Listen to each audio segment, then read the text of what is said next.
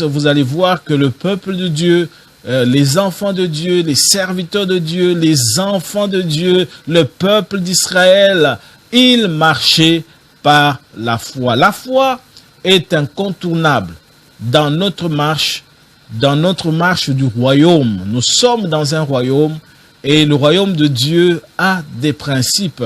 Et parmi ces principes, il faut marcher par la foi. Si vous voulez saisir Dieu, vous voulez saisir ses promesses, même pour obéir à Dieu, il faut la confiance, il faut que la foi puisse intervenir.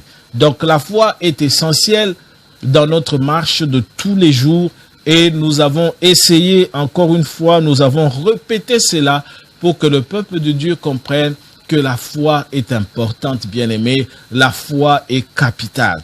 Et je dis toujours que si vous n'avez pas la foi, ça veut dire que ce qui remplace la foi, c'est le doute, c'est l'incrédulité, c'est la peur, ce sont les soucis qui comblent. Parce qu'on dit toujours dans le jargon, on dit toujours que la nature a horreur du vide. C'est vrai. Lorsque la foi ne comble pas votre cœur, bien-aimé, il y a le doute qui va venir, il y a l'incrédulité qui va s'ancrer, il y a aussi les soucis, il y a aussi les pensées évasives, oisives qui vont s'incruster dans votre cœur. Et en tant qu'enfants de Dieu, nous devons marcher par la foi, par la confiance dans le Seigneur.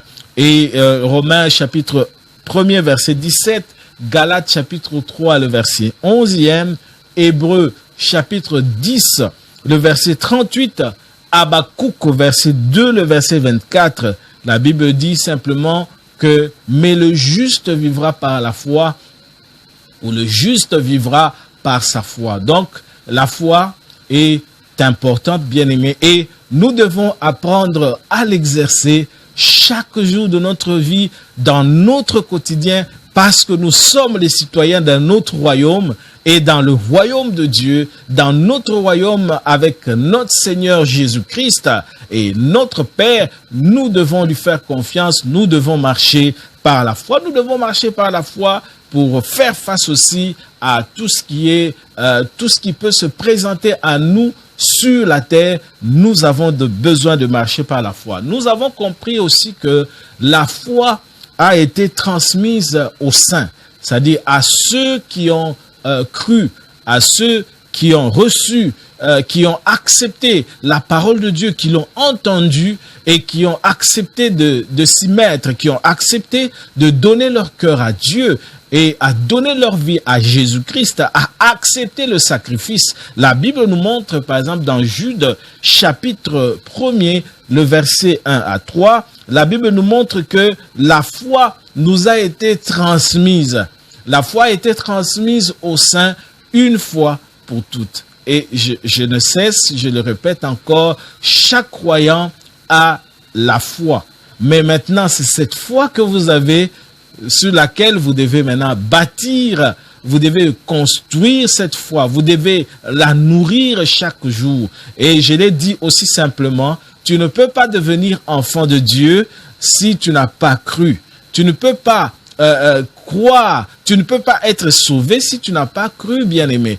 La Bible dit que c'est par grâce que nous sommes sauvés, mais au moyen de... Il y a la foi qui doit intervenir. Au moyen de la foi, nous sommes sauvés par grâce, mais la foi doit intervenir. Tu dois saisir le salut que Dieu te donne. Tu dois le saisir comment? Tu dois le saisir par la foi. Tu dois croire que Jésus-Christ est mort pour toi à la croix. Il est mort pour tes péchés et qu'il veut que tu viennes à lui, que tu lui donnes ta vie. Quand tu le fais, c'est-à-dire que tu as cru. Voilà. Donc, la foi a été transmise une fois pour toutes aux saints. Et nous avons dit encore que lorsque vous lisez Romains chapitre 12, le verset 3e, la Bible nous dit que là aussi, c'est que Dieu a des parties.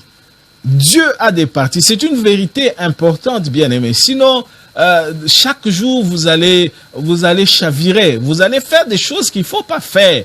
C'est-à-dire que la foi la Bible nous montre ici dans Romains 12, le verset par exemple 3e, la Bible nous montre que Dieu a des parties